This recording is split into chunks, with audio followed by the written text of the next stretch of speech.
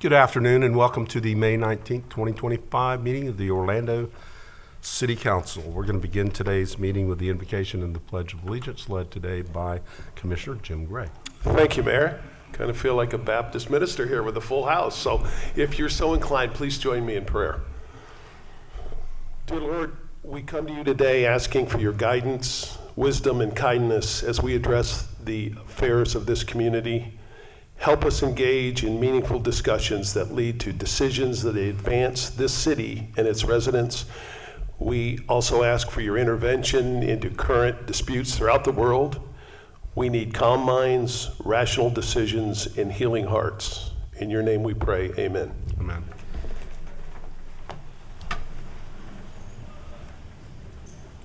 I pledge allegiance to the flag of the United States of America and to the republic for which it stands, one nation under God, indivisible, with liberty and justice for all. That's not following along very good. Let's call the meeting to order. Madam Clerk, would you call the roll and make a determination of quorum, please? Commissioner Gray? Here. Commissioner Ortiz? Here. Commissioner Stewart? Here. Commissioner Sheehan? Here. Interim Commissioner Rose? Commissioner Burns? Here. Mayor Dyer? Here. Mayor, you have a quorum with all members present. Thank you, Madam Clerk. First item of business is consideration of meeting minutes from the workshop agenda review city council meeting of April 21st, 2025. Motion by Commissioner Ortiz. I'll take yours second. Commissioner Burns. All in favor of the motion indicate so by saying aye. Aye. Those opposed, motion carries. Okay, we will move right into awards presentations and recognitions. And I know I am probably a little biased, but I happen to believe that we have the best city staff of any city in all of America. And our team members provide incredible service to our residents. And one of the ways that we recognize our staff for that is nominations that are made each year for the McNamara Employee of the Year Awards. And today we're honoring our 2024 recipients. And I'd like our Human Resources Director, Anna Palenzuela, to tell you about the award, and then we will introduce the recipients.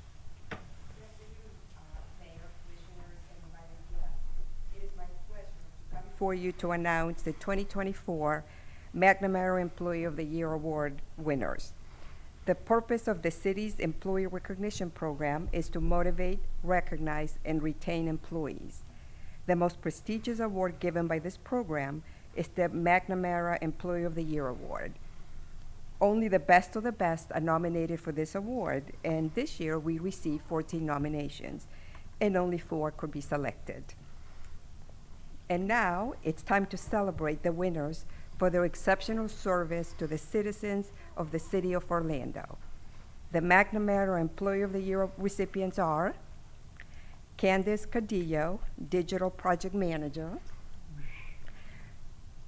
Mikael Petion, Planning Manager, Victor Diaz, Grants and Contract Accountant, and Renard Mitchell,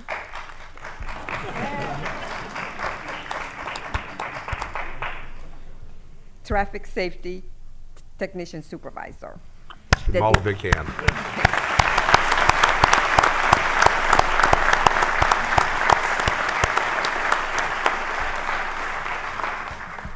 The director for each of these outstanding employees will introduce and share their employees' accomplishments. Mayor, I don't know if you want to join us.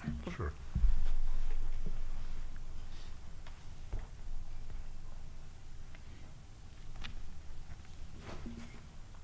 And the first presenter is Michelle McCrimmon, followed by Elizabeth Dang, then by Oren Henry, and Tanya Wilder.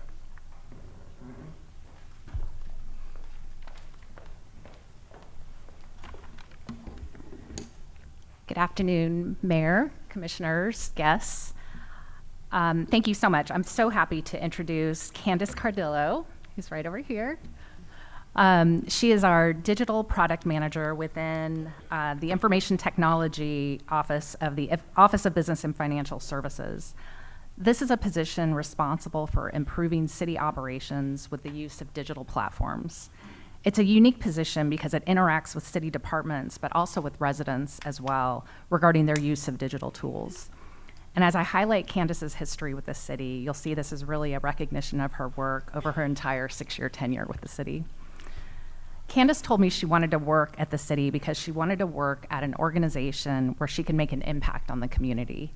She said she looked at job postings every Saturday until she saw and applied for her first position with the city as board coordinator, and then as the administration coordinator in the clerk's office. She started in 2019, but fast forward to 2020 when COVID hit. And Candace was instrumental in moving over 50 public meetings to virtual platforms like Zoom and Teams.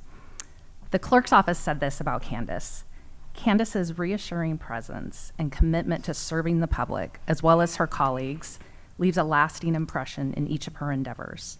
She consistently has proven to go above and beyond all expectations and takes on each challenge with the most unwavering dedication. In 2023, Candace moved to IT as a digital product manager. She mentioned to me that the position was attractive to her because it allowed her to focus more on technology, which makes complete sense to move to IT since she was a psychology major at UCF. I say that jokingly, but the position she's in, interestingly, it looks at user behavior and user experience with technology, which really aligns well with psychology. In IT, Candace has been involved in many projects, and these are just a few of them that impacted residents and external users. She solved some security issues noted on the Manila Museum website by building and moving its content to a more secure platform, and also training the staff on the new system. She worked with Lou Garden's leadership on the complete redesign of the Lou Garden's website. This also included meeting with members of the public to understand how they would interact with the website, how they interacted with other websites, and how they would use it as well. And she redesigned the whole look and all of the different pages to really optimize the user's experience with that site. She helped to automate the process when users provide feedback on the city's orlando.gov site. Users are able to provide some recommendations, and so she automated the process where if you actually implement something that somebody recommended, it provides feedback to them and lets them know that, hey, their recommendation was heard and implemented. She also improved the DDB website by adding Spanish translation to the site and also updated the DTO Live content. But finally, Candace had a critical role in developing the Pulse Memorial website, as well as the Engage Orlando platform. This was a project, Candace said, that was really something she was really proud of, and it was important to her to make sure there was opportunity for public input and that information was available to the public regarding the Pulse Memorial. Candace was also involved in several projects that helped city employees perform their jobs more efficiently. She developed a process to automate the preparation of 18A permit agenda items, which was previously done manually. So there's significant staff savings to that. And then she also developed a process at FPR for the starting and ending safety checklists that staff complete when they check out vehicles. That was previously on paper and now streamlined. Someone actually reached out to me when they found out that Candace was a winner. So it was unsolicited feedback on the help she's provided, saying Candace's standard is to exceed expectations. She always responds immediately, takes ownership of every request for assistance, and follows through. Candace really is a superstar. Candace is joined today by her wife, Sage, and her sister, Samantha, and her parents may be watching online as well. Thank you, Candace, for your dedication, hard work, and solutions you bring to the city. And I'm so happy to recognize you as one of the 2024 McNamara Employees of the Year. And also want to wish Candace a happy birthday today, too.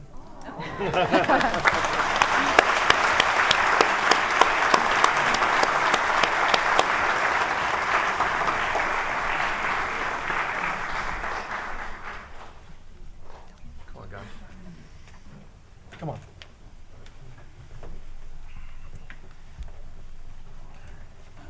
Quit being a butt, Tony.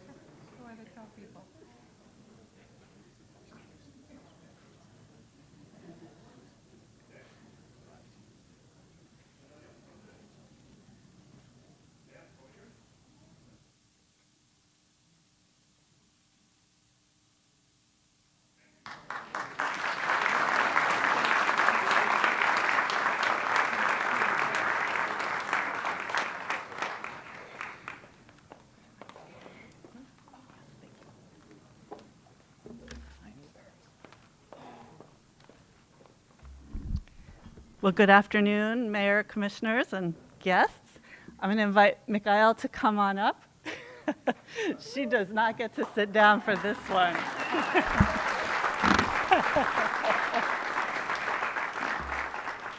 It's my pleasure to introduce Mikhail Petion, our 2024 McNamara Award winner.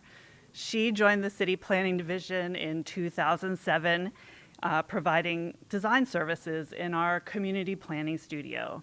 She was promoted several times and is now the planning manager for our comprehensive planning studio. Now, she's been an exceptional employee for 17 years. So what made 2024 so special for Mikhail? So she saw a lot of her long-term goals be reached this year. Here at City Hall, she has been hard at work updating the city's wetlands regulations and is in fact making a presentation to the planning board tomorrow. She has been working on this since 2022. She took it upon herself to become an expert in the topic, learning about state, local, county regulations, meeting regularly with our wetlands manager, and writing many, many, many drafts of the regulations based on all those comments that she received. Mikhail is also keeping an eye out for future planners. She coordinates our internship program and is often the very first person our candidates meet. She's creative in coming up with topics for them to work on and endlessly patient in teaching them things like how to measure the floor area ratio, our favorite. Mikhail recognizes that her job does not end when she walks out of City Hall. She is a certified AICP planner, which means that she spends a good part of her career being part of a community of professionals who seek to promote good planning principles in many different types of settings. This year, she's serving on the executive board of the National Forum for Black Public Administrators. Through this organization, she helps develop leadership skills for professionals in her field with the goal of increasing diversity in local governments across Florida. For Black History Month in February of 2024, she and a colleague partnered with 2 local pastors to create a webinar for the Florida chapter of the American Planning Association. The webinar is called Beyond a Sunday, the Role of the Black Church in Planning Communities. And they highlighted the important contribution that Black churches have made in promoting affordable housing and community development. It's gotten over 800 views on YouTube, which is practically blockbuster status for a planning video. Mikhail can also add not 1 but 2 master's degrees to her 2024 accomplishments. So while she's doing all this professionally, she's also studying for her final exams. She spent several years as a part-time grad student, and this year she graduated with a dual degree from UCF with a master's in both public administration and nonprofit management. She's now both a UCF Knight and a Miami Hurricane, which is a formidable combination. And while you can't get a McNamara Award for being a parent, she's certainly a role model to her 4 children who are here today. So, so some people might ask, how does she do so much? And I think a big part of it is the support from her family, including her husband and her mother, who are also here today. She also knows the importance of taking a break and having a good time, as I saw in her pictures from her trip to Morocco last fall. Mikhail is someone who lives life to the fullest and looks for opportunities to contribute to her community, but somehow always has time for a joke with colleagues or to ask an intern to tag along to a meeting. During her career, Mikhail has made so many meaningful connections with our community, whether she's meeting with a developer trying to get $1 million project approved or a homeowner trying to set up a sewer connection. She treats them all with care and kindness. She's such a great ambassador for planning as a profession and for our city beautiful. Thank you, Mikhail, for all the talent and energy you bring to the City Planning Division. I'm so proud of you. Congratulations.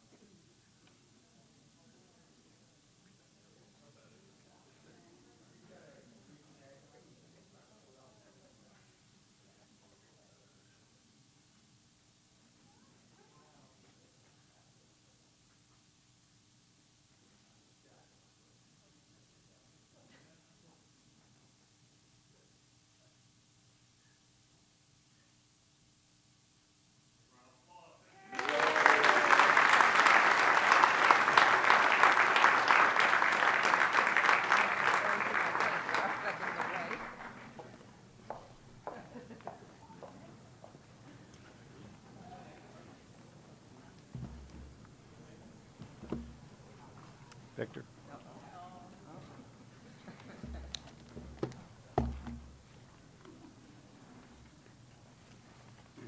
No bunny ears or anything. Okay. I'll be good. Okay. Just this one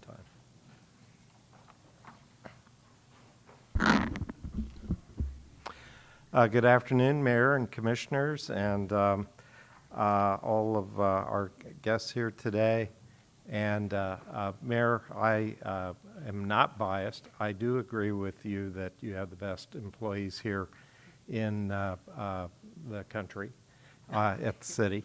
And none better than the Department of Housing and Community Development over there. Had to get that in. Okay. Good afternoon. The City of Orlando Housing and Community Development Department administers local, state, and federal funds designated for housing and community development. In his role as grants and contracts accountant, Victor Deas is responsible for providing accurate financial accounting of grant-funded programs and project activities, expenditures and budgets, and ensuring compliance with federal, state, and or private agencies' award specifications and reporting requirements. In addition to his daily workload, Victor has volunteered to train and provide ongoing technical assistance to our subrecipients on policies and procedures in order to ensure they meet state and federal grant requirements and deadlines. It cannot be stressed enough how important it is for subrecipients to follow the complex rules and regulations of these grant programs. An error could result in a decrease in funding or repayment of funds. And we never have that, just in case you didn't know. We've never had that happen. Victor is one of the reasons we are so successful in administering our programs, because of his willingness to provide so much technical assistance to our partners and ongoing dedicated support to helping them build capacity, thus allowing us to take on bigger projects with more impact on the community. This sets Orlando apart from other municipalities and makes us one of the better performing entitlement cities in the state. Victor doesn't just assist our HUD grant subrecipients. He volunteered to train the property management team for one of our newer affordable housing communities. Victor trained the entire management team on how to income qualify tenants and manage a rent-restricted project. Training like this ensures its ongoing success. Victor has also been managing more than $2 million for the Rapid Unsheltered Survivor Housing Grant, known as RUSH funding, that the City of Orlando received under the Emergency Solutions Grant program from HUD to address the needs of individuals and families experiencing homelessness or at risk of becoming homeless.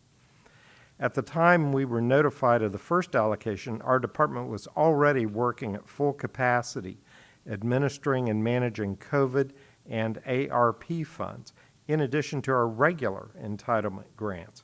Had Victor not volunteered to take on RUSH ESG, we would have had to pay to contract out or hire additional staff to have the capacity to manage this essential grant addressing homelessness. Due to our success in expending the funds from that first allocation and having demonstrated the clear benefits of the program and continued need in our community for this type of assistance, the city received 2 additional allocations of RUSH funds. The city has partnered with the Christian Service Center on this program, which has helped more than 200 families to date find homes through family reunification, move-in assistance, temporary housing, and help with rent and bills. So, through teamwork and partnerships, the City of Orlando is working on solutions to end homelessness and continues to work to create and preserve affordable housing. An instrumental part of the team are employees like Victor, who genuinely cares about the people in our city, the work that Victor does every day, and the work he volunteers for above and beyond his normal responsibilities. This goes towards improving our community and the lives of our residents. We're grateful for his passion and dedication to helping others, and we're so excited to see him recognized here today.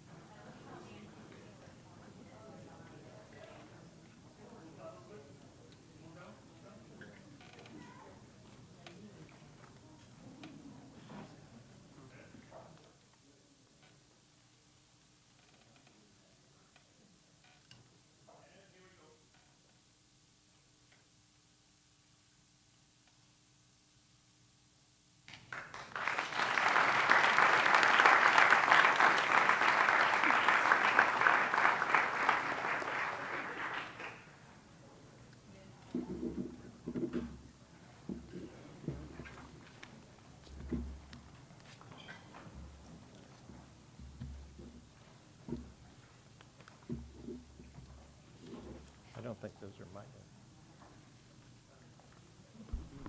Hi, good afternoon. Renard, please join me, as everyone else has. Renard Mitchell.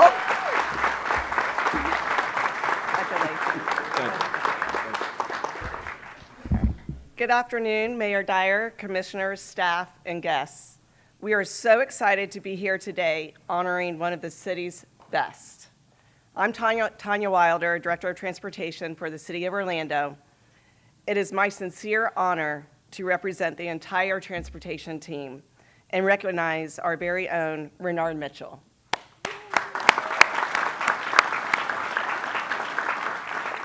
He is joined today by his beautiful family, and if you've ever had the pleasure of working with Renard, then you'll know exactly why we are here. With over 20 years at the city, most of you probably have Renard on speed dial. He is our own Clark Kent. Mild-mannered on the surface, a smile always on his face, but ready, always ready to leap into action when duty calls, no matter what the challenge. As our traffic safety supervisor, Renard plays a critical role in keeping our streets safe. From emergency response to special event traffic operations, day-to-day maintenance needs, and if there's something that you need done but not sure who to call, well, there always is Renard. There are moments we have all had them when you need to quickly make a call and need to know that you don't have to ask twice for action to be taken and the job to be done right. I'm talking about times of crisis or when you're in a pinch. For instance, a hurricane has come through our city beautiful, and you have a four-way stop without lights, and no one to direct traffic, and barricades that need to be put into place. Sound like a job for 4 people? Nope. Call Renard. Ever have a nationally televised Olympic trial sporting event with millions of eyes watching and need traffic to change direction? Call Renard. Have a full porta potty left behind in a residential area by a contractor for a year with people pointing fingers of who needs to handle it? Call Renard. During the city's 4th of July fireworks celebration, when tens of thousands of visitors are pouring into downtown, and you need someone to safely move people in the right direction with calm leadership, call Renard. His answer when you call Renard, I got you. Renard is on the heartstrings of things that allow our city to run smoothly every day, and he does it quietly, humbly, and collaboratively. Renard is always in the right place at the right time. Superman, I wasn't lying, cool under pressure, and seemingly everywhere at once. Renard works seamlessly with others in and out of the city. His presence and quick decision-making make a complex situation look effortless. When a large storm has passed, but the impacts are still being felt all over our city, or a major intersection at one of our busiest tourism areas has lost power and traffic lights are down, or someone needs to bring a team and a plan together for an event, or when you just need a smile for the day, Renard jumps into action. No cape, just a safety vest. That's who Renard is. Always there, always ready, always serving. Renard makes you feel like you're not adding to his already full plate. He makes you feel like when you get him on the phone to ask for assistance, there's no need to make any other calls. With Renard, consider the job done. That porta potty went on the back of Renard's truck and was hauled away to be taken care of. In addition to that huge smile and deep understanding and commitment to safety on our roadways, what makes Renard truly special is how much people really enjoy working with him. If the pressure is high and there can be a slim margin of error, we call Renard. Cool as a cucumber, Renard works across departments and agencies to coordinate traffic control plans, signage, and pedestrians flow. On the ground, he is a steady presence, making real-time adjustments, answering many, many calls, and ensuring both safety and accessibility are never, ever compromised. The community knows Renard. Everyone knows Renard. In fact, our team affectionately refers to Renard as our mayor of transportation. Known for his positive approach to problem solving, his responsiveness to community needs, and his ability to build strong, trusting relationships with everyone he encounters, not unlike our own mayor of Orlando. Mayor is an Orlando native for over 50 years. He has deep-rooted connection to the community that drives his dedication and pride. As evidence of my commitment and illustrated in his action, this award is a testament to Renard's exceptional contributions and his embodiment of the city's core values. We are lucky to have him on our team and beyond thrilled to celebrate his well-earned recognition with the McNamara Award. Renard, you are the standard of what public service should look like: dependable, trustworthy, community-minded. That's Renard Mitchell, folks. Congratulations.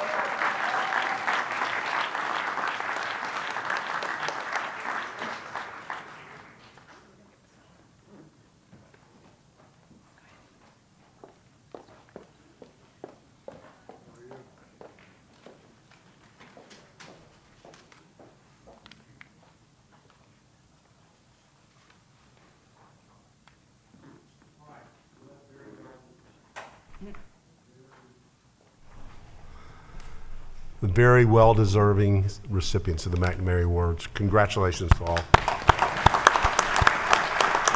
And you are not required to stay for the rest of the meeting. Let's go back to work.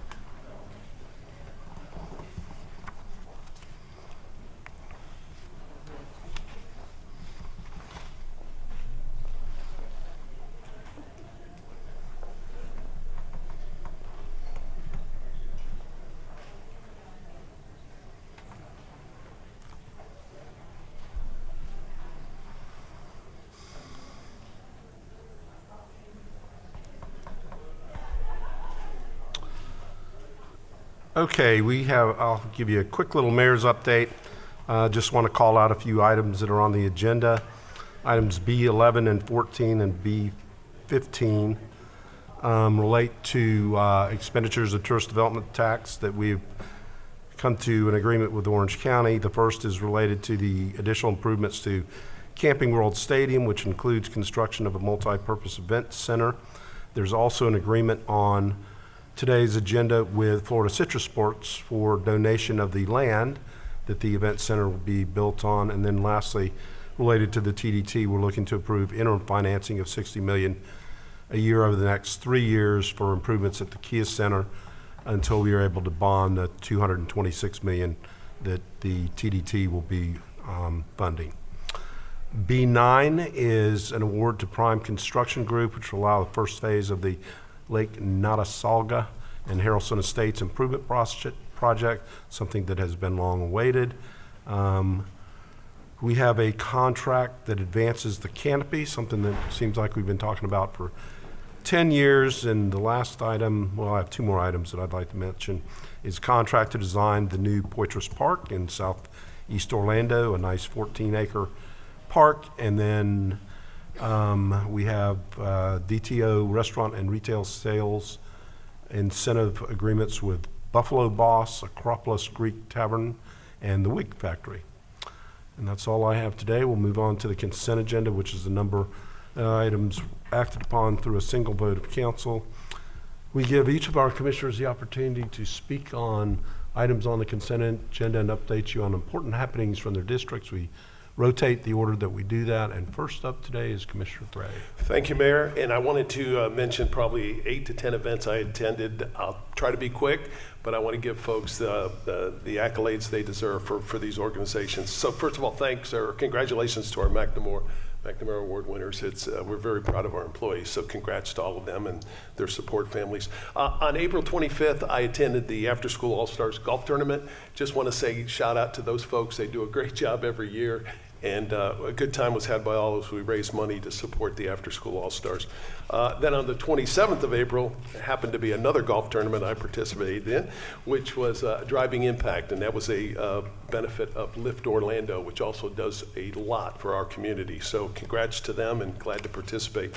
On the 29th of April, was at Loria Park Elementary for a bike and pedestrian safety event that was sponsored by the Florida Department of Transportation along with our city transportation folks. A great event to teach the kids bike and pedestrian safety, so I was glad to be part of that. On May 1, attended the Law Enforcement Memorial Service at the county courthouse.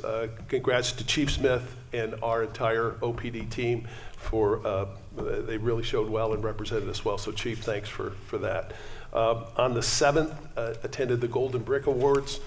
You know, we talked this morning at the workshop, we've got some challenges downtown that we're going to deal with, but we've also got a lot of really good things going on downtown, and the Golden Brick Awards kind of represented that and a lot of the great things going on. So congrats to all the winners at the Golden Brick Awards. On the 8th of May, I attended the Visit Orlando Luncheon. And among other things, Visit Orlando announced that our 2024 visitation was 75.3 million visitors to Orlando, which almost gets us back to pre-COVID levels. So congrats to that group and to all of us for continuing to embrace our visitors and getting them to come back to Orlando. So 75.3 million is quite a few visitors to our city. On the 13th, I went with the folks from OEP, Orlando Economic Partnership, did an advocacy trip to Washington, D.C. Among other things, one of the things we were there for is advocating with our congressional leaders, funding to help us get Sunrail to the airport. Just want to let you know, everybody, public and private, together are working hard to get Sunrail to the airport, also to get Sunrail out to the tourist and convention corridor, and eventually Brightline will participate in that and ultimately hopefully get us down to Tampa with the Brightline train. So that's in progress. Be patient. Nobody wants it to happen quicker than us here, but we will get that done. So congrats to OEP for organizing that. And then this past Saturday, we entertained a lot of children. Commissioner Stewart and I were there. We had the Lion King performance, thanks to the folks at Dr. Phillips Center for organizing that. But we brought kids from throughout the city who haven't been exposed to the fine arts and the Dr. Phillips Center down for a chance to have a lunch and a performance at the Lion King. So that was a great event. So thanks to the staff at Dr. Phillips. And then this Friday coming up, at 6 o'clock at the Greenwood Cemetery, we're going to kick off the Memorial Day weekend. It's a free event. Everyone's invited. But I just want to ask everybody to kind of reflect on the importance of this coming weekend with Memorial Day. A lot of noise in the world right now, but I think if you stop and reflect, we are very, very lucky for those who have given their lives for our country so that we have choices and freedoms to make. So please, just think about what the significance of Memorial Day is. I would encourage you to do that. Two things on the agenda. The mayor mentioned one, 3B10, which is the design build for Poitras Park. Thanks to all the staff for continuing to support the southeast part of town as we build recreation. We've got a lot of new homes and new businesses, and we need to have places for folks to recreate. So this will be the third of 5 parks we're building in the southeast. So excited to get that started, and that should be delivered plus or minus another year from now. And then finally, 3B11, the mayor mentioned that, but that is the beginning of additional services by Florida Citrus Sports to eventually do a sports complex. But if you did not get a chance to read the article in the Orlando Sentinel yesterday describing the celebration of Florida Citrus Sports' 80th anniversary, and it puts in perspective all the things that organization has done for our community. And so I think I saw Steve Hogan running around. Steven, he's got a jacket on, so we ought to at least applaud for him. Steve, thanks for all your leadership with Florida Citrus Sports. Yeah. It's a great organization, and yes, it's about sports, but it also, the real core of that organization is to help that community. So Commissioner Rose, didn't mean to steal your thunder, but that's a great organization. I'm just proud to support that. That's all I've got, Mayor. Thank you. Thank you, Commissioner. Commissioner Ortiz. Thank you, Mayor. Once again, Steve, congratulations. Great partner and great events going on at Florida Citrus Sports. Congratulations to the McNamara Awards recipients also. Great job, great people. Florida, from the 22nd to the 24th, I traveled to Tallahassee once again to engage with proposed legislations advocating for bills that have a direct impact on our communities. My focus was to support initiatives that positively influence the lives of residents and enhance the well-being and prosperity of our neighborhoods. On April 24th, our second neighborhood leaders meeting was held at the Englewood Neighborhood Center. Among the many topics discussed, Mr. Kate Broad, the Transportation Planning Division Manager, led an insightful conversation about ongoing transportation initiatives and projects aimed at improving residents' commutes by providing reliable transportation options in the Cimarron corridor. Other key topics included homelessness, sustainability, recycling, and the various concerns raised by neighborhood leaders.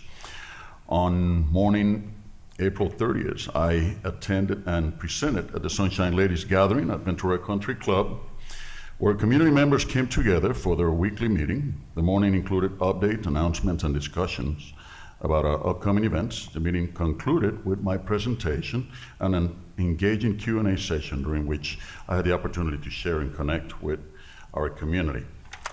On the evening of May 3rd, I had the pleasure to attending the Gateway District Jazz Festival. For those of you that have not attended one of these festivals, you're missing out, because it's a great festival, great bands come over. It's an evening of pleasure, relaxation, and good gathering of the community. So the event showcased incredible local talents and brought people together through the timeless rhythm and soul of jazz, for those of you that are jazz lovers.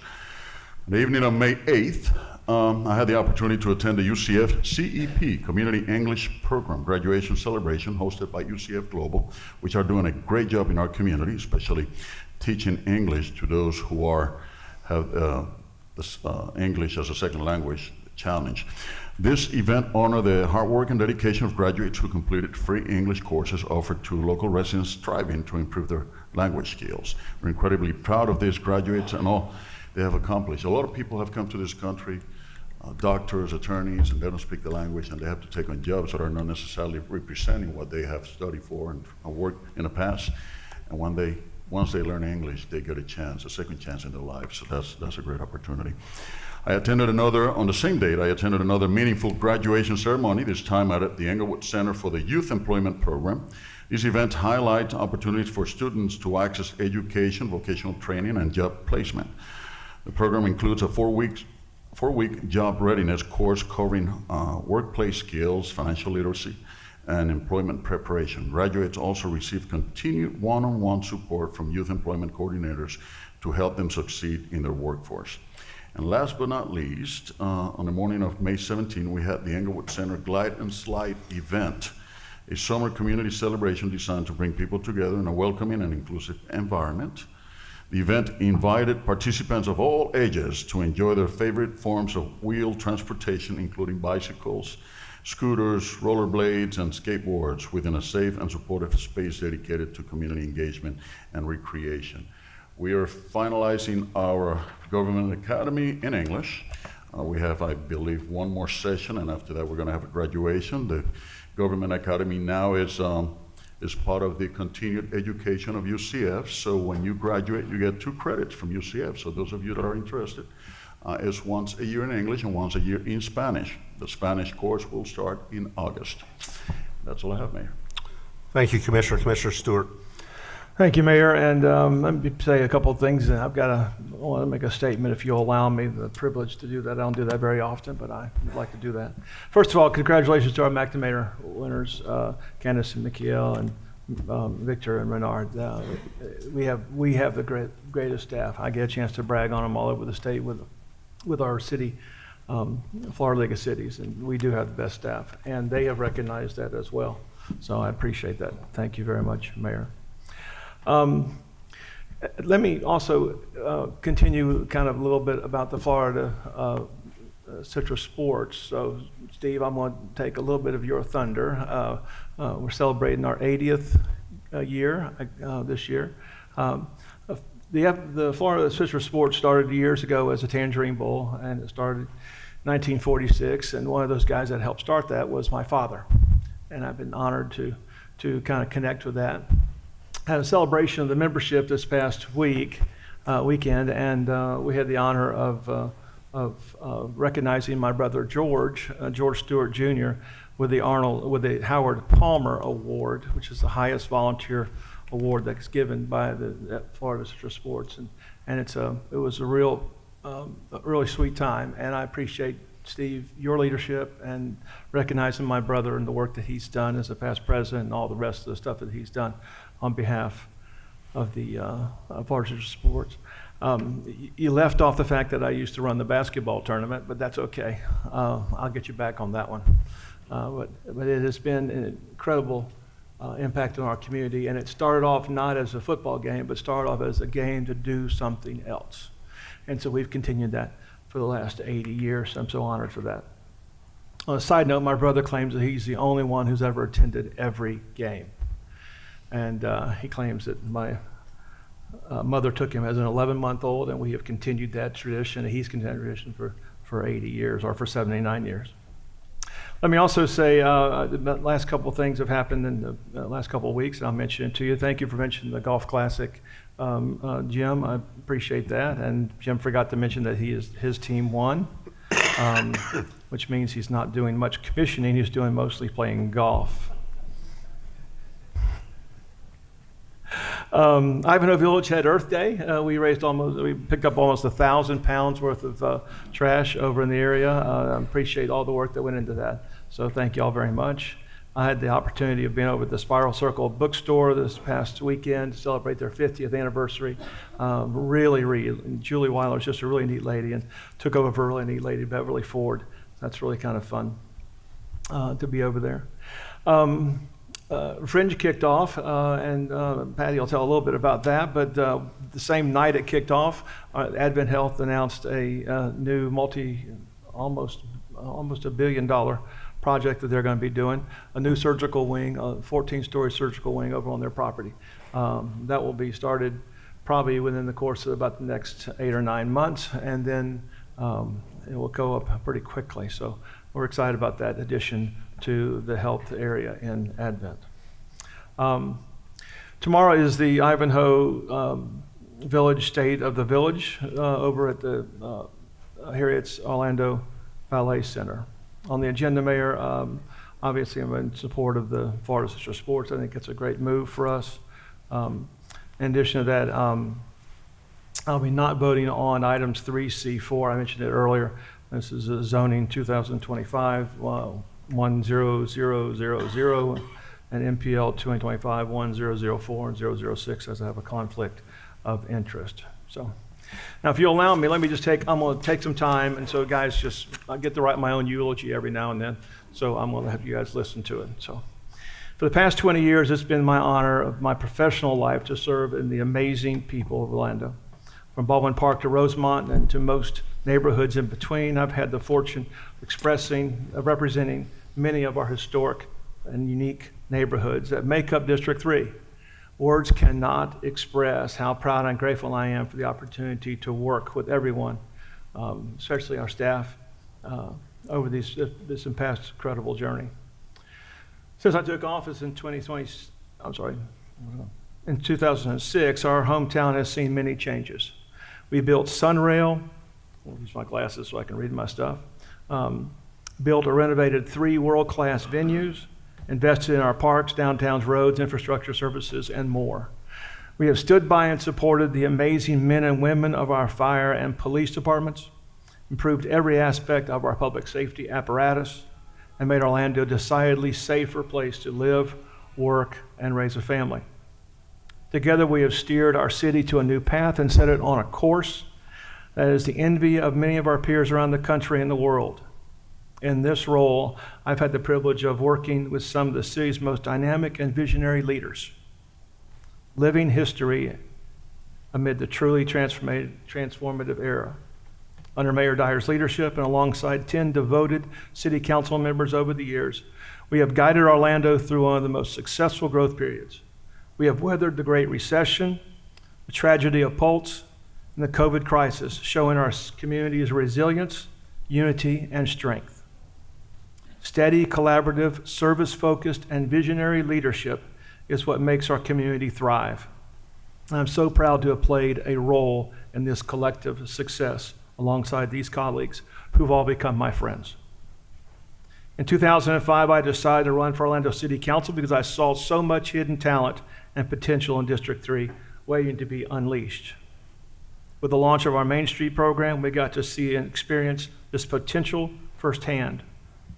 Our family of communities is home to 3 of the original Main Streets and are constantly growing and thriving, earning national recognitions for our innovative approach to developing and evolving these unique business districts.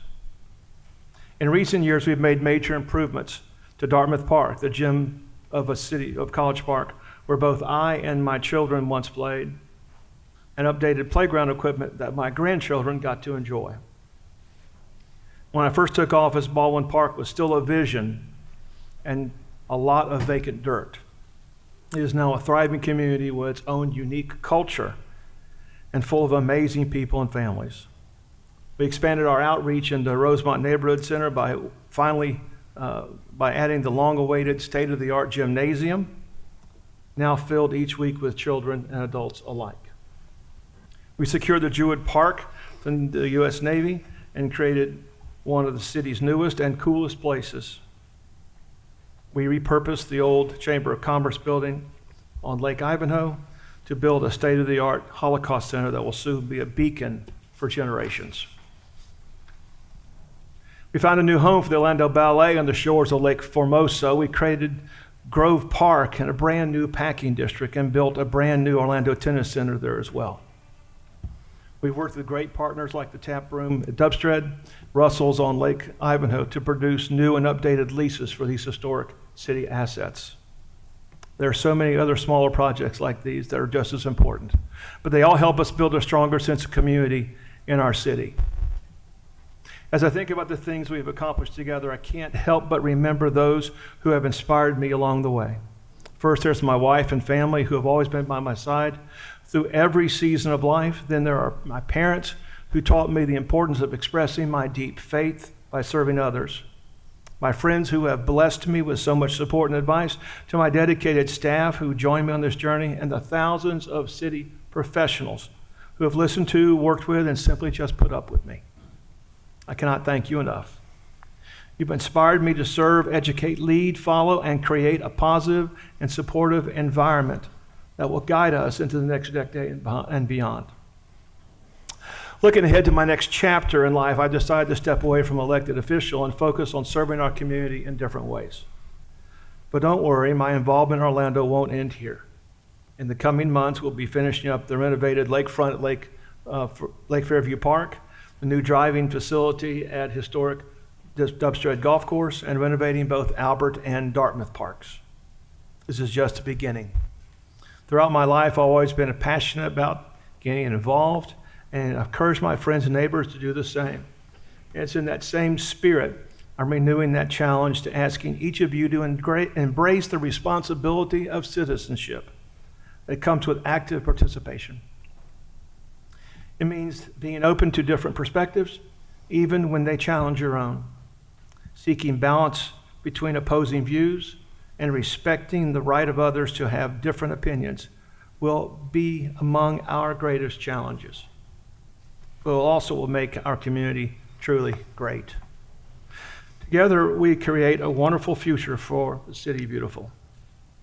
At almost every meeting, you've heard me say, I'm grateful that you, our neighbors, have placed your trust in me.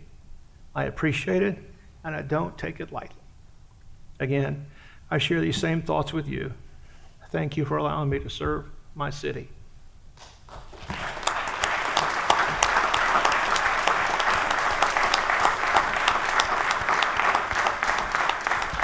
Thank you, Mayor. That's all I have for this meeting. Thank you, Commissioner Stewart, and thank you for your service. And I know we'll have appropriate times to thank you more formally at some retirement party of some sort, probably involving Irish whiskey. Commissioner Sheehan? Thank you, Mayor and Commissioner Stewart. That's a hard act to follow, but I'll try. I too want to thank the McNamara Awards. Absolutely great choices, wonderful people I've gotten a chance to work with, and just great choices, y'all. They're absolutely great folks, and it's great to recognize their work. I want to congratulate my friend Jared Dillon on winning the Downtowner of the Year. Unfortunately, I wasn't able to attend. I lost my little dog, and I'm kind of having a hard time. And anybody who's a single person who has a dog, she was the best little dog, and I had her for 12 years, and I was just having a tough time, so I wasn't able to attend that. But I just want to thank Jared for everything he's done, and that was very, very, very well deserved, as well as all of the other winners of the awards at the Orlando Economic Partnership, the Golden Brick Awards. That's just a wonderful event that we have every year. The Florida International Fringe Festival is going on through Memorial Day right now at Lock Haven Park. If you have not gone, you need to go. It's one of the best things that happens in the city. Buy a button for $10. You can see shows. You can see people from anywhere from Japan to from Canada. All acts from all over America. It's just a wonderful thing. There's something for everyone, from stand-up comedy to Shakespeare to drama to something that's just. They even have a kids' fringe. So there's something for everyone. So I can't say enough nice things about the Orlando, International Fringe Festival. Make sure you go check it out, because it's just a great event over there at Lock Haven. On the agenda today, I will be serving on the canvassing board, so don't ask me to endorse you. I will be remaining neutral on that. We finally have the phase 2 of the Oregon Street Drainage Project from Fern Creek to Shine. That's on the agenda today, and we will be replacing the bricks. Yay, thank you, Corey. Item 3B18, 15 light years, the Carpenter Shop Solar on Westmoreland. I love the fact to see that we're putting more and more solar energy on our buildings.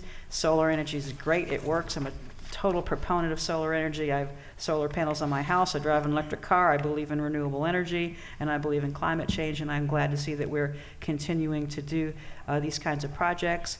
And also on item 3C13, glad to see the Florida Division of Historical Resources grant to inform residents of the historic preservation rules. I think that's just an excellent program. That's all I had, Mayor. Thank you. Thank you, Commissioner. Commissioner Rose. Good afternoon, everyone. So I share the sentiment. Congrats to the 2024 Dennis McNamara Employee of the Year recipients. I work with many of the employees that received the award today. I want to recognize that we are celebrating AAPI, the Asian American and Pacific Islander Heritage Month, as well as Haitian Heritage Month. Congrats to all of the Golden Brick Award winners. This is a testament to the great things that are happening in and around downtown Orlando, as well as Paramore. Commissioner Gray, it's okay to recognize Steve. I shared the sentiments with you as well as everyone on this board, and I congratulate Florida Citrus Sports on 80 years. But I want to say this, it's not just about the events that Florida Citrus Sports puts on, it's about the commitment to this community, the redevelopment for the entire West Lakes community. Steve is a phone call away if you need anything from the community, and so I want to send a special thank you to Steve. Since I've been elected, you've been a pleasure to work with, going through some of the initiatives to enhance the community as well as to serve the community a little bit better, and I'm looking forward to a lot of the great programming coming out of Camping World, and hopefully still getting the Jaguars here. It's been a very busy month in District 5 since our last meeting. We've celebrated teachers. As you know, the school year is ending this week. Celebrating some of the student accomplishments, both grades and graduations. I was fortunate enough that I was able to get a couple of the Jones High School graduates computers and laptops to go off to college. Finished up Earth Month last month with several cleanups, Majestic Life, and then we did a cohesive Main Street. So I've been very committed to our District 5 Main Street, so there are 3 in District 5, City District, Paramore, and Westlake. So if any of you are in the District 5 corridor and boundaries, including a little bit of Commissioner Sheen's in District 4, I encourage the businesses to join one of the main streets as they are looking to elevate the work in the businesses in the downtown community. The cleanup was with the 3 main streets, so City District, Paramore, Westlake, myself. We collaboratively did a partnership with Orlando City Soccer. We gave out tickets to those that volunteered. Publix was a part of it, Gringos Locos, and I want to thank Turner for being a great partner. They came out as well. The past week, the seniors are doing a senior checkout, so I was able to go to Evans High School and we've registered students to vote. They are our future, making sure that they know their rights and they're active in civic engagement is important. I want to thank all of the volunteers and the organizations who come out every month to my monthly food distribution. It continues to be a success as an opportunity to serve the needs of the residents in the district. Thank you to the National Entrepreneur Center, Belinda and some Regions Foundation funds we were able to do a partnership where we did a free QuickBooks training. For those that don't know, QuickBooks is really important if you're a small business, making sure that your finances are in order. Coming up this Saturday, I will be hosting a free wills and probate training at the Jackson Center in a partnership with Bats Lakeview Funeral Home. Next Saturday is going to be a very busy day in the district. We will be having next Saturday, May 31st, we'll be having a free Veterans Health Fair at the Jackson Center from 10 a.m. to 1 p.m. And then at 4 p.m., bring your skates and meet me at Lake Lona Dune for Roller Rodeo. For all activities, events taking place in and around District 5, please follow us on District 5 on both Instagram and Facebook. And I would recommend joining to be a volunteer. Now onto the agenda. Excited for 3A5 for the USD Composting and Food Waste Reduction Cooperative Agreement Pilot Program. I'm thankful for Mike Hess and the sustainability team for exploring opportunities for energy efficiency and getting to zero waste by 2040. 3B9, as Mayor mentioned, with Harleston Estates improvement, has been a long-awaited project for the Harleston Estates community. This includes various stormwater, sanitary, gravity sewer, sanitary, force main, asphalt reconstruction. Portions of this project will include curbs and gutters, new sidewalks, speed bumps to control some of the traffic, driveway reconstructing, and then retaining the walls. As part of my commitment to the 150-year celebration, we will be installing a mural along the wall in Harleston Estates. It's an opportunity for full wraparound services. We will also be working on redoing the neighborhood association so we can really engage with the residents in that community so that they have a voice here in the City Hall. I'm happy to continue to approve the rank-ins and the different contractors and parts and pieces of getting the Kia Center and Camping World Stadium off the ground. This is an opportunity for us to continue to thrive in entertainment here in the downtown Orlando area. There's a couple of CRA items that I'm glad to support, the new businesses that are coming into downtown. This is our commitment to diversifying downtown to be a place for retail options. Both restaurants have locations in District 5, and I'm super grateful. I'm also super grateful to support the Wig Factory, retail store that is coming into the Paramount community, and that's all I have, Mayor. Thank you, Commissioner. Commissioner Burns. All right, thank you, Mayor. Also, I'd like to say congratulations to the recipients of the Dennis McNamara Employee of the Year.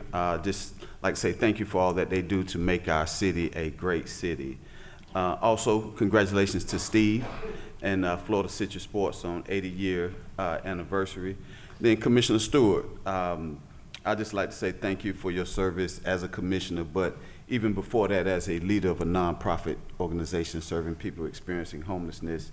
And I've always looked to you as an example and some guidance and some things to do and some things not to do. But I'd just like to say thank you for your service on this council, but in our community as well. Looking forward to your next chapter, and hopefully that'll be an example for me as well. So thank you, Commissioner. Also, Mayor, prior to the council meeting today, I had the pleasure of issuing a proclamation to honor Addie Mueller. Addie is a current student at University of Florida, and Addie is a passionate community advocate who has been engaged in helping the less fortunate since she was 10 years old. She has organized and recruited volunteers for my District 6 Back to School giveaway, and since the founding of her nonprofit Operation Shared Shoes in 2017, Addie has collected and donated over 25,000 pairs of shoes, new shoes, to our community for people in need. So she's now at University of Florida, but we just wanted to recognize and say thank you for all that she has done for our community. Also this month, May 5th, I attended the Dr. Phillips High School 38th Annual Academic Awards, where I awarded 3 stellar students $1,000 scholarships. Also, May 7th, attended the Jones High School's 3rd Annual Dr. Christy Hardy's Senior Award Ceremony, where I again awarded 3 stellar students $1,000 scholarships. Also, May 5th, throughout May, we had the chance of celebrating Mother's Day at in Carver Shores at Poppy Park, as well as I sponsored a Mother's Day celebration at El Claudia Allen Senior Center, where we had food, dancing, and live entertainment. Also, happy Haitian Heritage Month. Over the weekend, I had celebrated Haitian Flag Day at Bon Appetit and delivered a proclamation on behalf of the City of Orlando to the Haitian American Chamber of Commerce. It was a great event, a lot of good food, a lot of sharing of culture. So again, happy Haitian Heritage Month. Also, May 19th, I sponsored 21 students from Carver Middle School to see The Lion King at DPAC, and I understand they had a great time. Just some upcoming events. On Wednesday, May 28th, from 10 a.m. to 3 p.m., I will be holding my satellite office hours at the El Claudia Allen Senior Center. Again, this is a time for individuals to come meet with their commissioner outside of City Hall. It's a little easier to get to the El Claudia Allen Center. So please reach out to my office if you would like to make an appointment. Also, we began planning and raising money for the 5th annual For the Children Celebrity Golf Tournament. This year will be held at Shingle Creek Golf Club, August 22nd.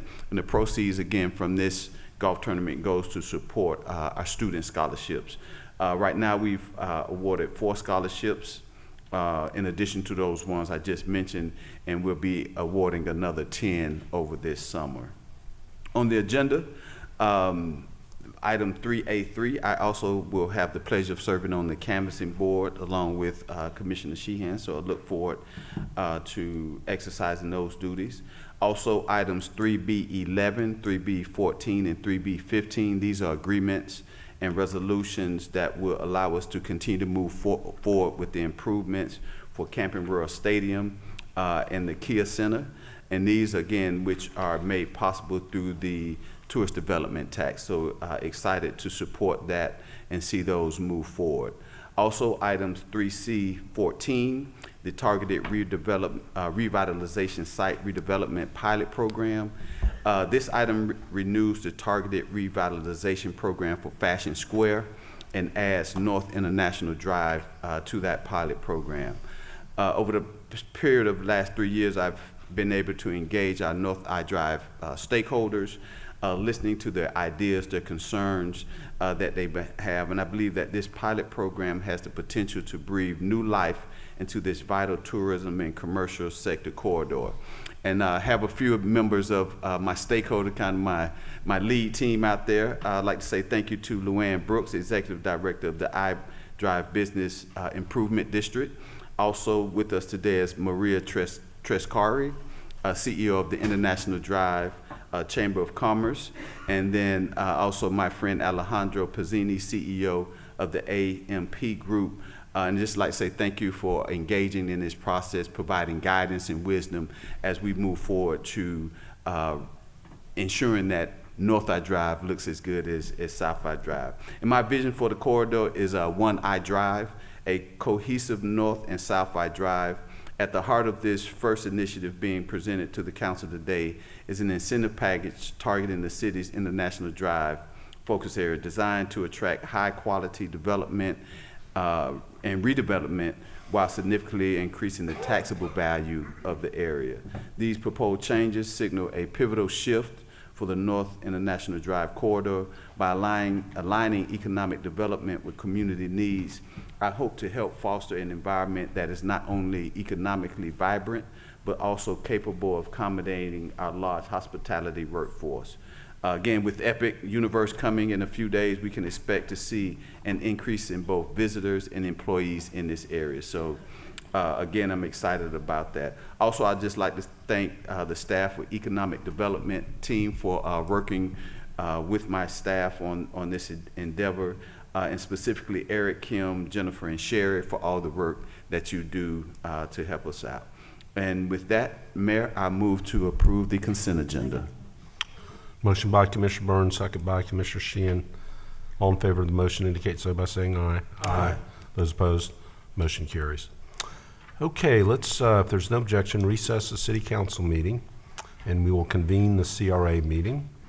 I'll take items 4A and 4B. So 4A is the meeting minutes from the CRA March 24th, Motion by Commissioner Rose, second by Commissioner Sheehan. All in favor of the motion indicate so by saying aye. Aye. Those opposed, motion carries.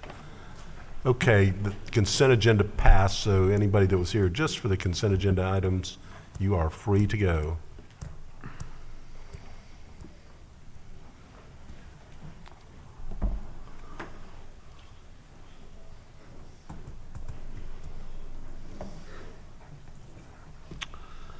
Four B is advisory board meeting minutes from March the 26th. Motion by Commissioner Sheehan, second by Commissioner Rose. All in favor indicate so by saying aye. Aye. Those opposed, motion carries. All right, 4C, David. All right, thank you, Mayor, and good afternoon, council members. So C is our advisory committee rankings and authorization to contract for a construction manager at risk for the Canopy project. So we did release an RFP for a construction manager to start helping us bring the Canopy to fruition. The top-ranked firm was the Whiting Turner Contracting Company. What's before you today is only the approval of the rankings, ranking them as first, and then the subsequent companies below them, but also for them to start in constructability review of design documents. We're currently at about 60%. Total implication financially is $105,000 that the CRA will cover, and I'm happy to address any questions. Motion by Commissioner Stewart, second by Commissioner Sheehan. Discussion? Hearing none, all in favor of the motion indicate so by saying aye. Aye. Those opposed, motion carries. All right, 4D. Thank you, Mayor. So this is a DTO restaurant program funding agreement for Buffalo Boss Orlando LLC. Happy to have them joining us at 333 North Orange Avenue. So that's just south of our Orange County Courthouse. They sent a 5-year lease for the space. It's about 1,700 square feet. They'll be open 7 days a week. This entrepreneur has 14 years of experience and actually has several other locations, some in New York, Wisconsin, as well as Dubai. So hopefully we'll be able to have them join our downtown Orlando community. From the program, they qualify for a total of $89,257.20. $50,000 of that is towards the first year's rent abatement. And I'm happy to address any questions. Motion by Commissioner Rose, second by Commissioner Sheehan. Discussion?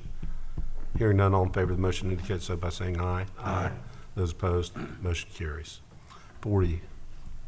So, Mayor, this is another DTO restaurant incentive agreement, this one with Turio LLC, doing business as Acropolis Greek Taverna, Orlando. So they're coming out of Tampa. They've signed a 10-year lease for the space at 390 North Orange Avenue.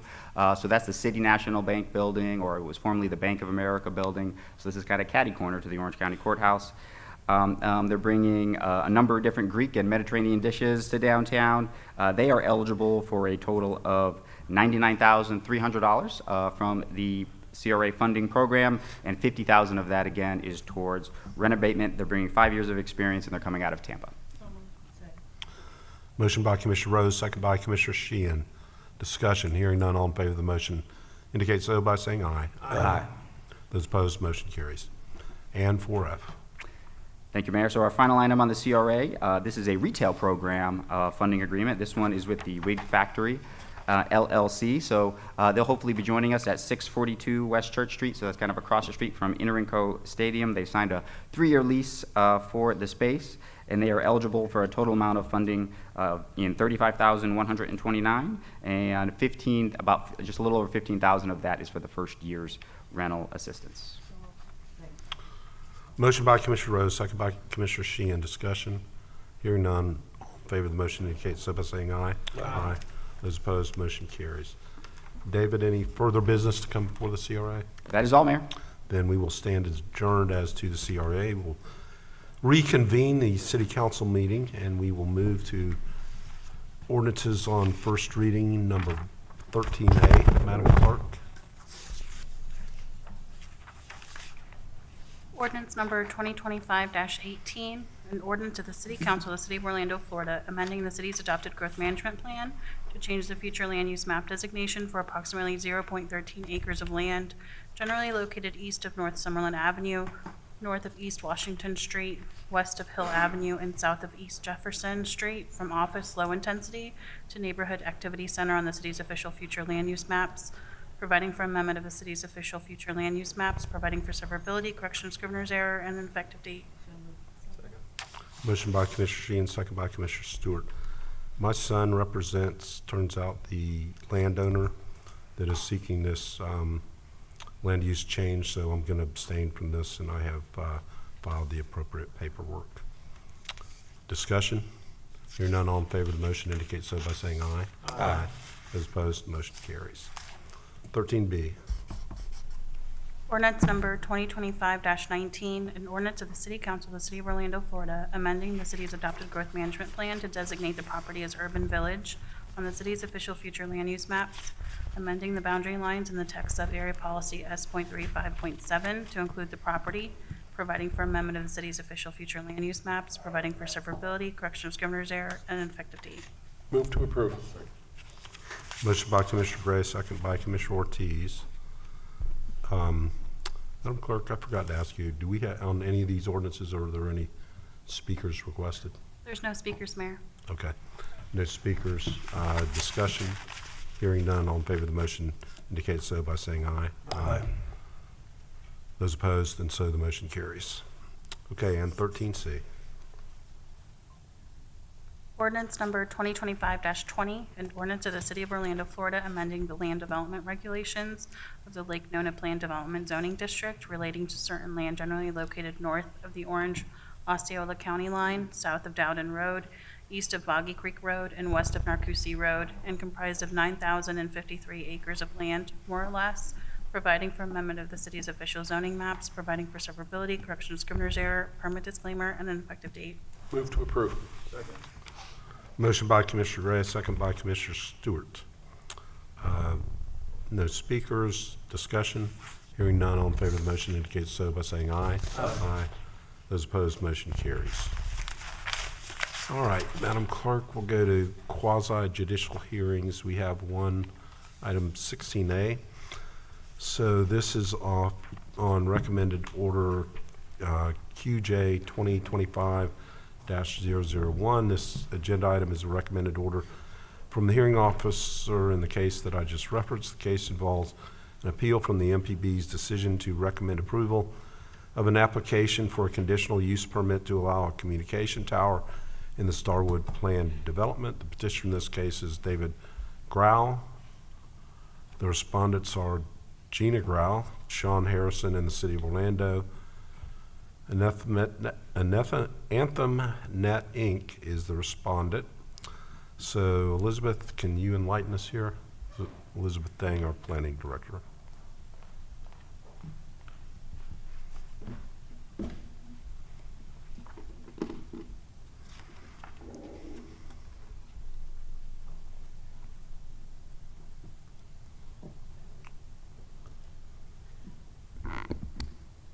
Good afternoon, Mayor and City Council. If I could please have the PowerPoint displayed. I'm here to present the Starwood Communication Tower quasi-judicial appeal. Are we able to get the screen up? There we go. So this project is located along a future extension of Dowden Road, just north of Launch Point Road and west of Pergola Avenue. You can see here on the future land use map, the designation is office low intensity. The subdivision you see on the right has not been built yet, but it has been platted. The subdivisions to the kind of southwest have, for the most part, already been constructed. Here you can see the zoning map, and it is all part of the Starwood PD. This is the Starwood PD land use plan. The entire area in yellow is designated for residential. You can see across the street in orange is a multifamily designation. The light green hatch area is conservation. The blue area is a high school site. So this is an aerial photo. You can see Dowden Road is nearly complete, And this shows the location of the site as well as the future multifamily parcel across the street and the future residential parcels to the east. So back in January of 2024, the applicants came in with a request for a 150-foot tall monopine communication tower. And they asked for a waiver from the separation between residential uses for those future residential sites. But based on some discussion and community meetings, the applicant did reduce their request to a 105-foot tall tower, which does meet all of the distance separation requirements and does not require any type of waiver per our code. So again, we received the application in January of last year for a 150-foot high tower. That was revised in November of 2024 and then went to the planning board with a recommendation of approval in January of 2025. So this case was appealed by the petitioners, and a quasi-judicial hearing was held on March 28th. And on April 17th, the hearing officer recommended upholding the MPB recommendation of approval. So these are the standards that we use for review of communication towers.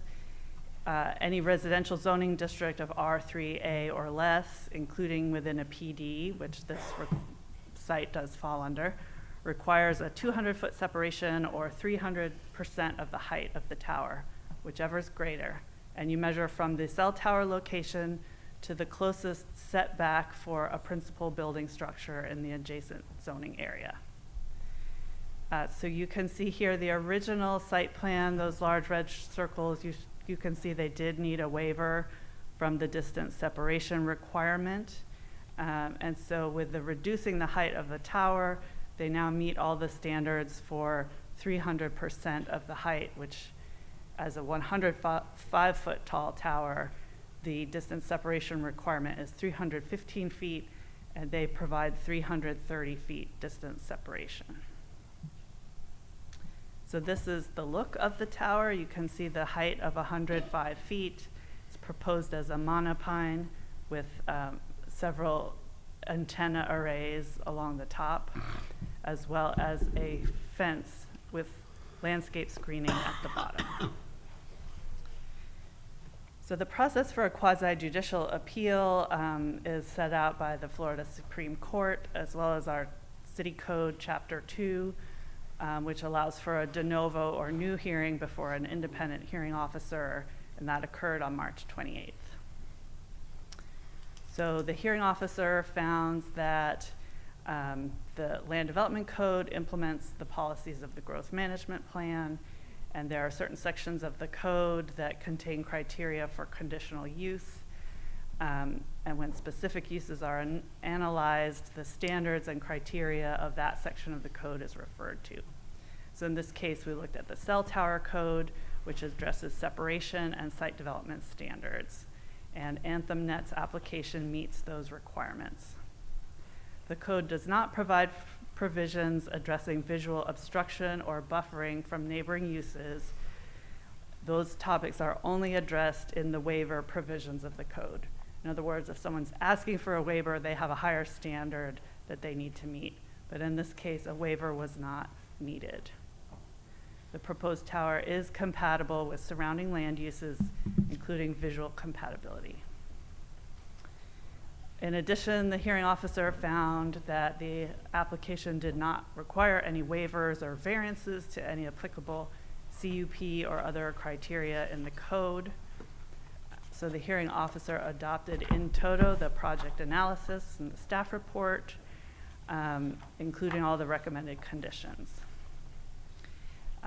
He found that the petitioner and respondents failed to carry their burden of showing evidence and proof with competent substantial evidence to justify the denial.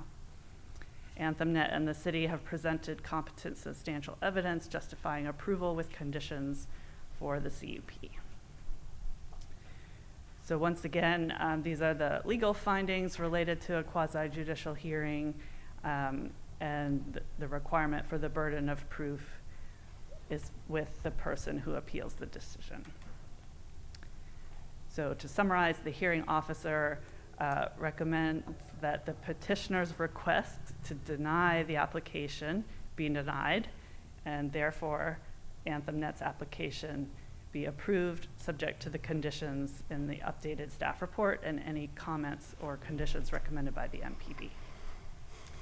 So today, the request is either for council to adopt the recommended order with changes, or direct staff to prepare a revised order. Staff's recommendation is to adopt the hearing officer's recommended order, which would deny the petitioner's petition in opposition and approve the MPB recommendation. And I'm available for Are any there questions for Elizabeth? All right, section, sorry, Commissioner Gray. Sorry, Elizabeth, clarification. In the code, it says we've got the setback requirement, and to meet that, so they didn't get an exception, they reduced it to 100 feet. 105, yes. 105, excuse me. So I guess that says by definition, they cannot increase the size without encroaching again and having to come back. Is that correct? Because we do give them, what, 20 Right. feet? So the code allows for, if they want to put an additional carrier onto the top of the pole, it does allow for an additional 20 feet at some point in the future to accommodate co-location. And that additional height does not require additional analysis of distance separation between towers or between towers and off-site uses. So the code does not require them to re-meet the standard. So I guess my point would be, if they decide to do that, they really have only reduced the original size from 150 down to 105, but they could add 20, so they're really only reducing it from 150 to 125, if they choose to go that high. Fair? Or looking at it that way, 170 to 125. I guess that would be true. Right, right. But then we'd be having a different discussion. But, okay, thank you. Yep. Further questions for Elizabeth? Do we have petitioners and respondents here? Do you know? Okay, section 2.209, the Orlando City Code provides council will not entertain. Yep, we do have the petitioner. Okay, Here. let me just finish this. Comments from the public. However, we will allow staff and each of the parties up to 10 minutes for oral presentation or argument. Is the petitioner here? And are there representatives from the respondent or the applicant? Okay, so you'll each have 10 minutes. Come on up, Mr. Grow, is that right?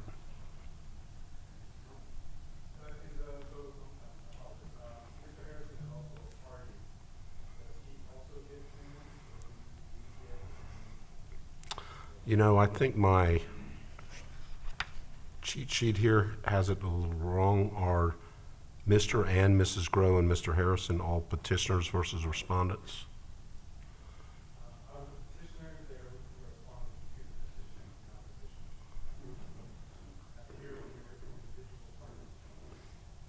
Elizabeth, help me out here. They're on different sides?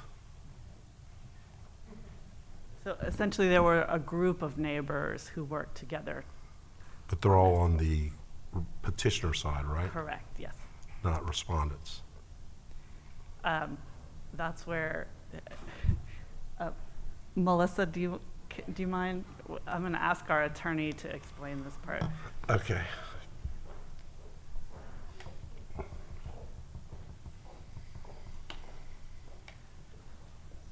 Good afternoon, Mayor and Commissioners. Melissa Clark, City Attorney's Office. Mayor, in this case, David Grau was the petitioner. His wife, Ms. Grau, and Sean Harrison, the way that they responded to the petition, they responded to the petition instead of joining as petitioners. So from the beginning of the proceeding, the hearing officer designated them as respondents, but they are not in favor of the application.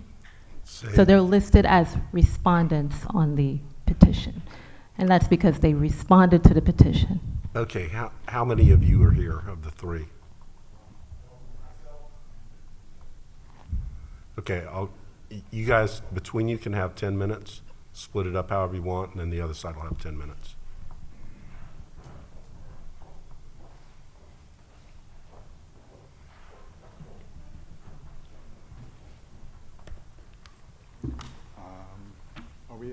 presentation on.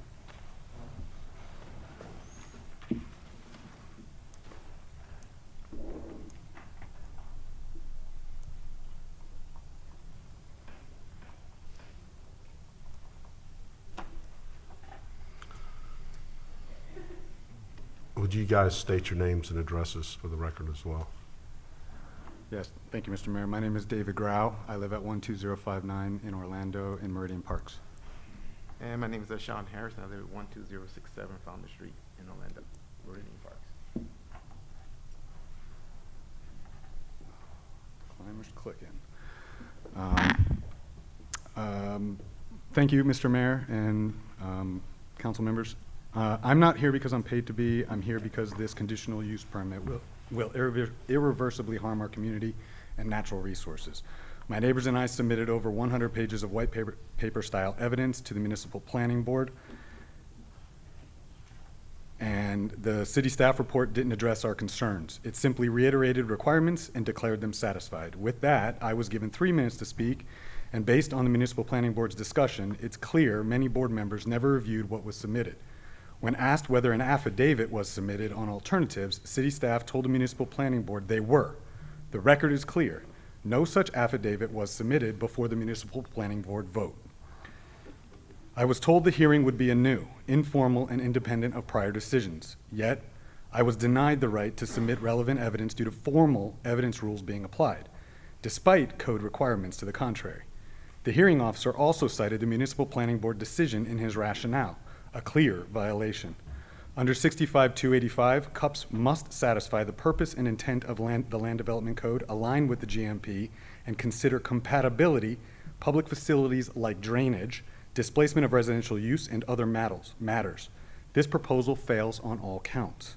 The city's own telecommunication tower additional requirements checklist posted on the city website, completed by the applicant, submitted into the record as City Exhibit C5, and authorized by 65-288, requires lineation of search area, visual and aesthetic impact statements, antenna power levels, RF plot, affidavits of necessity and alternatives, and an engineering review. What's in the record on these items is shown on this slide. Nothing.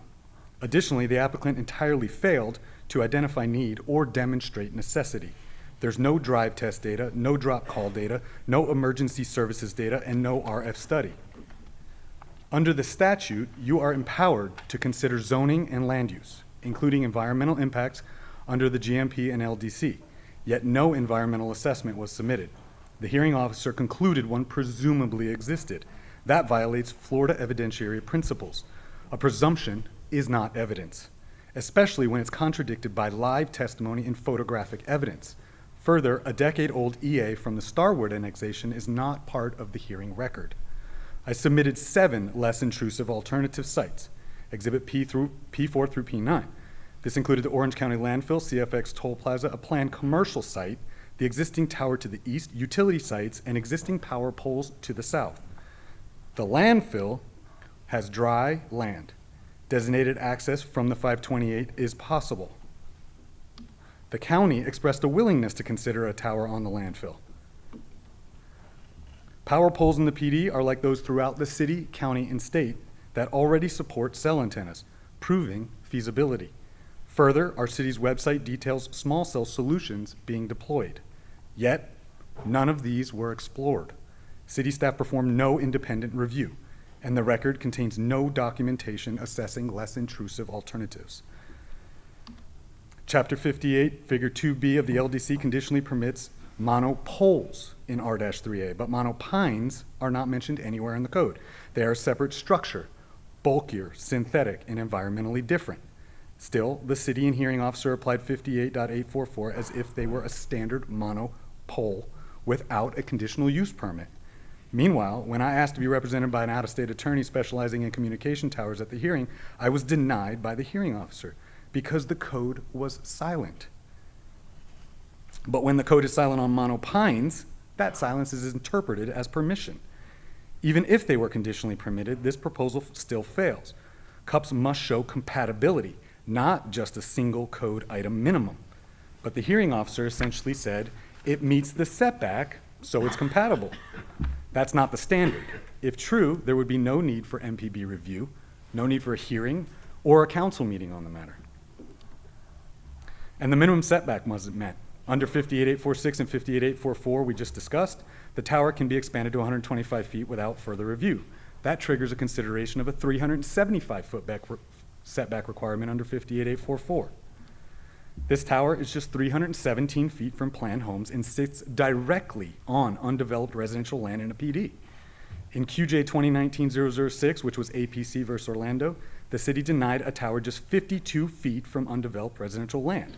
This one has a 0-foot setback from undeveloped residential land in a PD, making it even more severe than the denied case. Exhibits P13 and 14 show the tower will be 35% to 100% visible from key locations, including 100% from homes 317 feet away and major thoroughfares half that distance.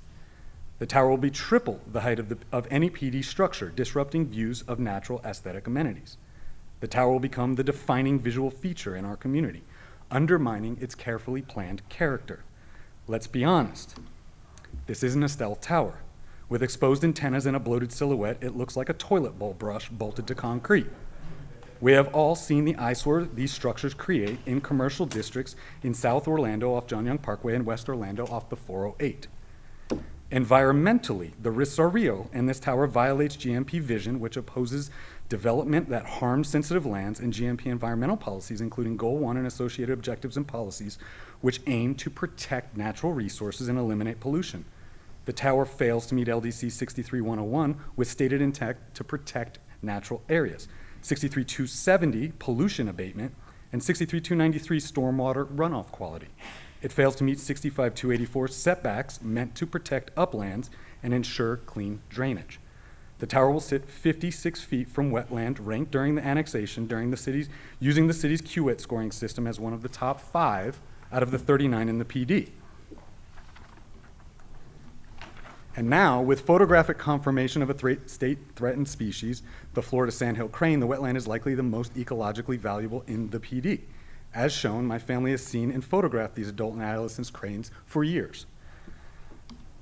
I also submitted physical evidence and images of plastic discharge from 2 existing monopine towers. Mr. Sean will show you. I collected this pollution from freshly mowed grass, so the pollution fell recent. As a known outcome of sun, heat, and wind exposure, this macro and microplastic failure mode has no mitigation plan, and there is no ability to remediate pollution that will enter the wetland and be consumed by wildlife. And it's not just in Orlando. The Martha's Vineyard Commission documented similar failures and ordered cleanup. I found video evidence of tower shedding in Georgia and California with microplastics confirmed. Without any proof that this tower will behave differently, the pollution risk is not a possibility, it is a certainty. Under consideration is also a safety issue. Whether it's microplastic branches or discharge parts falling from height, these pose a real risk to residents on trails and adjacent properties. I'm sorry, something. This parcel was marketed by the developer and approved in the City N2 master plan as open space, but the hearing officer claimed it wasn't without citing any rationale. If it's not a residential or HOA lot, not undeveloped residential land, and not residential open space, then what is it? The land cannot be treated as void. Its classification matters because 58844, city policy, and PD planning rules all rely on it. The tower will also block future uses, like a community pavilion or nature center, and discourage residents from enjoying adjacent space. Who wants to picnic under a hazard sign and beside a tower that's dropping pollution from overhead and poisoning wildlife? Our community was designated to showcase nature. GMP Flu Policy S40.8, which is for the Starwood, 165, and other requirements, they require that natural features be treated as amenities and be protected. The tower violates that mandate, and it violates everything this process is supposed to protect. If this CUP is approved, it sends the message that incomplete applications are fine, zoning silence means approval, environmental law is subjective, and residential safety is negotiable, even in the face of threats of threatened species harm and structural failure. So I ask you plainly, if this tower were going next to your home or your park or your trail, would you call this compatible where surrounding uses are not impacted? The law doesn't require you to defer to the MPB or hearing officer. It requires that we all apply our growth management plan and land development code and our reasoned judgment.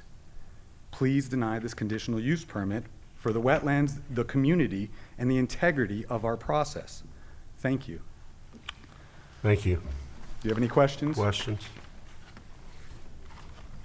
Okay, let's hear from the respondent.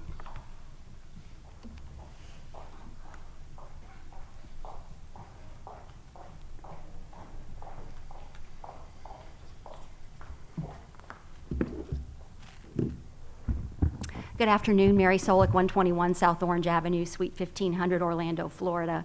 I represent AnthemNet, Inc., who was the applicant on this particular tower. I'm going to be brief. You've had a long afternoon.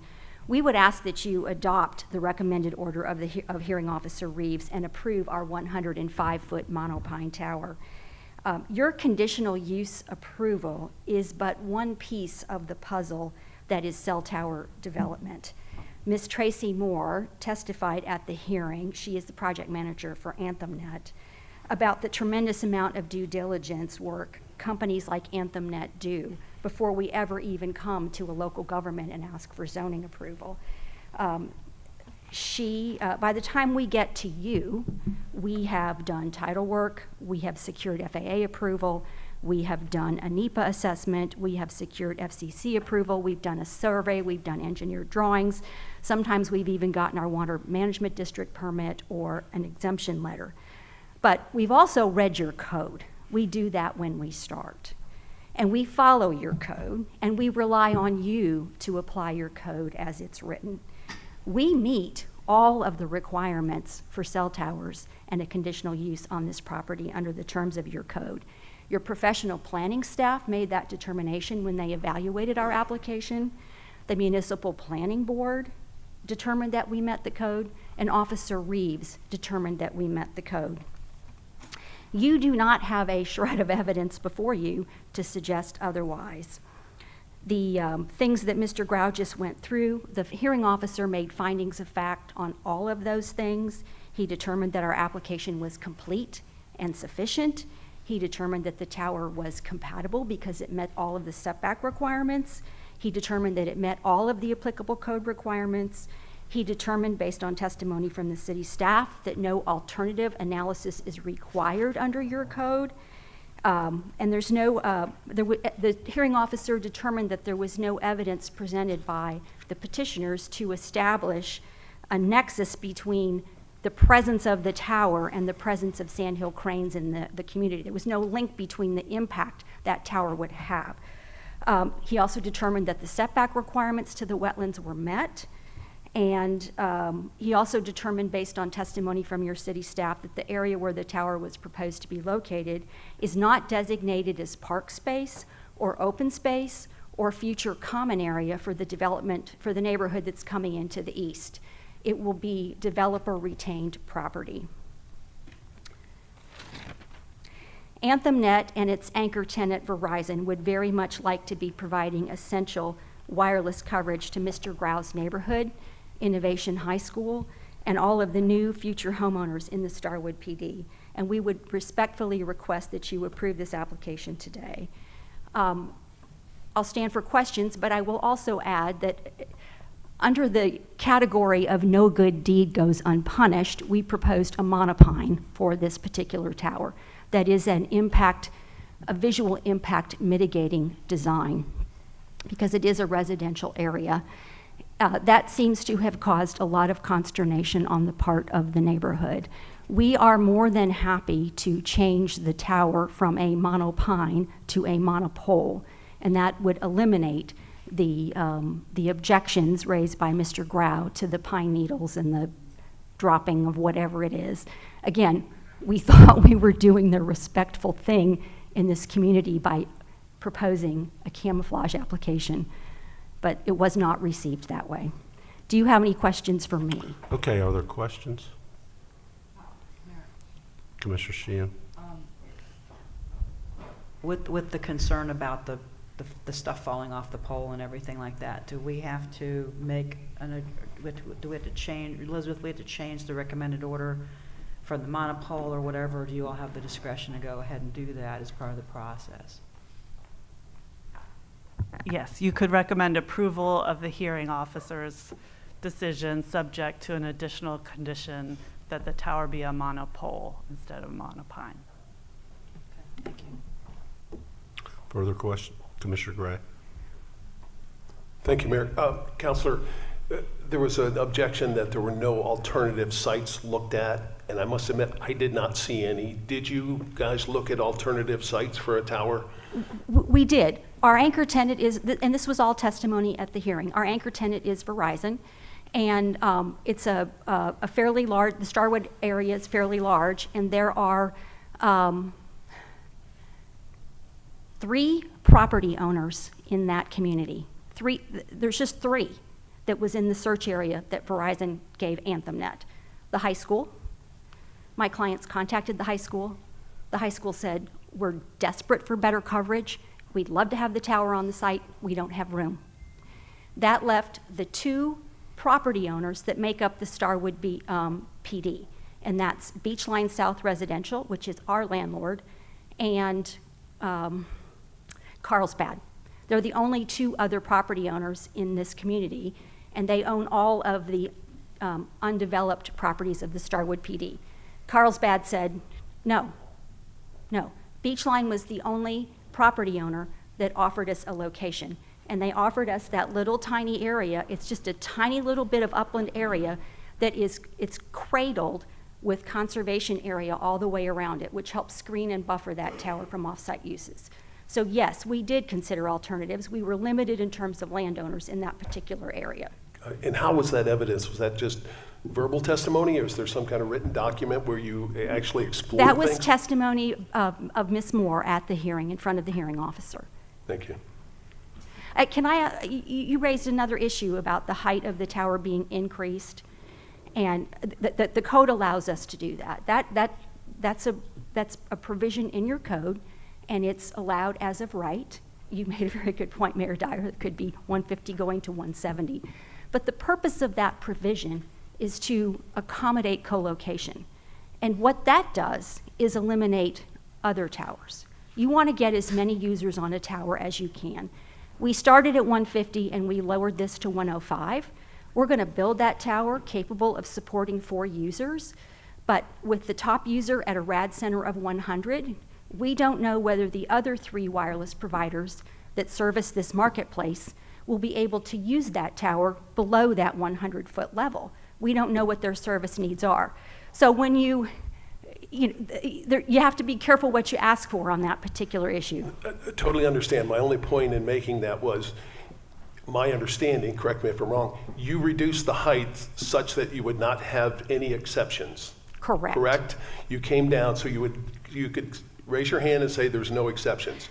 But the reality is, by our code, granted, you can increase it now such that it would be a violation had you come in and asked for 125 feet. Correct. Correct, but we Okay. only get that approval if we have another carrier that demonstrates that they Understood. need that height. Understood, but You know, I if a suspect carrier can you're go not- underneath. I And we suspect also- you're not prepared to say that you're not going to have another carrier. The reality, all I'm trying to make is, if you said no more carriers, then 105, got it. But the reality is, you may, nothing nefarious, but you may have another carrier come, and at the end of the day, the neighbors are going to say, hey, look, now the height is 125, which would be an exception had we done that day one. That's my only point in making Correct. that. Thank you. But we also lowered the height, again, so we wouldn't need an exception, but we did that after we had a community meeting, and we got an earful. So Understood. we went, I was on that community meeting. Yeah, I heard it. You're right. we went back to Okay. our customer, Verizon, and said, and that's why it took so long to get from January to November when we resubmitted, is we had to work on our customer to agree to 105. Got it. Thank you. Thank you. Further That's all I've questions? got, Mayor. I would like to just give my 2 cents, and then Sure. we'll go for it. I assume, because you're going to need a motion, I'm not sure I'm the guy to do it. Look, we've been through this before, right? We've had 3 of these, 4 of these. I've yet to meet a neighbor that comes to me and says, Gray, I'm so excited I get a cell tower in my backyard. And oh, by the way, I probably paid a premium for my lot in my house because I'm looking over a conservation area. So nobody likes it. And so they're tough. But I do also acknowledge cell phones are, the future. We talked about that this morning with technology.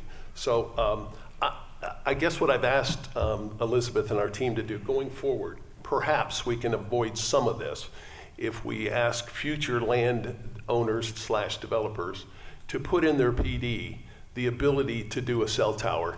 At least, that's not gonna prevent, anybody can always object, right? It won't prevent it, but at least we can look to say, you had a right to know, and you should have known had you looked at the PD, that this landowner can do a cell tower. This was not the case. So this, you could argue that every homeowner in Meridian Park could argue there was nothing in the PD. I had no knowledge that there would be a cell tower. Probably should have figured that would happen, but I didn't know. So hopefully going forward, we can do that. I think Elizabeth and I have had kind of a meeting of the minds. We're going to try to do it. Don't think it's going to avoid everything. But given all of the things here, I just want to go on record. I can't support this one. I appreciate your cooperation in trying to find a solution, but I'm going to vote no on this one. Thank you, Mayor. Okay. Somebody got a motion? Commissioner. I'd like to make a motion to uphold the Municipal Planning Board recommendation and adopt the recommended order with the removal of the monopine to a monopole. Second. Okay, motion by Commissioner Sheehan, second by Commissioner Burns. I'll just say to the neighborhoods, one thing, if you have a set of rules and they follow the rules, you gotta follow the rules yourself, meaning us. So we gotta follow the rules. They touched all the bases. And Commissioner Gray? Yep, I agree. Can I make one more comment? Yeah, you Sorry, can go ahead. if you let me just finish. I'm sorry. It's probably in your best interest to figure some of this stuff out going forward, as you've just suggested, because I guarantee you all the new cell towers are gonna be out in your district. The rest of the city's pretty much covered up with cell coverage. Yeah, I agree. And the funny thing is, you told me the last one of these we had, you said you never had one of your neighbors complain they couldn't get signal going down Right. Narcoossee. Well, the very next day, one of our employees that works down that way told me she could never get coverage down there. So I don't she know. was happy about getting the cell I tower. get it, but I can't. I mean, there was somebody said earlier, the school's begging for coverage. So we opened a brand new high school and we didn't have cell coverage. I don't know if I believe that one. But I just want one clarification, Counselor, just to make sure that you and your client are aware, we do have in the code, if the cell tower is abandoned for up to, Elizabeth, help me, 24, 48 months, it has to be taken down? Yes, I see a shake. Just wanted to clarify that. Absolutely. With all towers, right? Right, Because right. we have one in Lake Nona that's been standing for 20 years. It's not in use, but there's no ability for us to get them to take it down. Right, well, So that's all. Commissioner, I would suggest that the private sector would take care of that faster than the city would. All of our lease agreements require, with our landowners, we just lease that property, that we remove that tower if it's not in use. So we're going to have a landowner screaming at us if it's not in use. Right, So but we're not party to the agreement you Right. have with the landowner, right? No, you're not. Okay. You're not. Okay, thank you. Okay, so sorry, Mayor, I'm done, I promise. Okay, no problem. All right. Motion by Commissioner Sheehan, second by Commissioner Burns. All in favor of the motion indicate so by saying aye. Aye. Those opposed? Aye. Okay, 5-2. I think Ortiz, will you know? No. Okay, 5-2 on the voice vote. Okay, that concludes the agendaed business for us today. Ed, could you get us in position to do general appearance?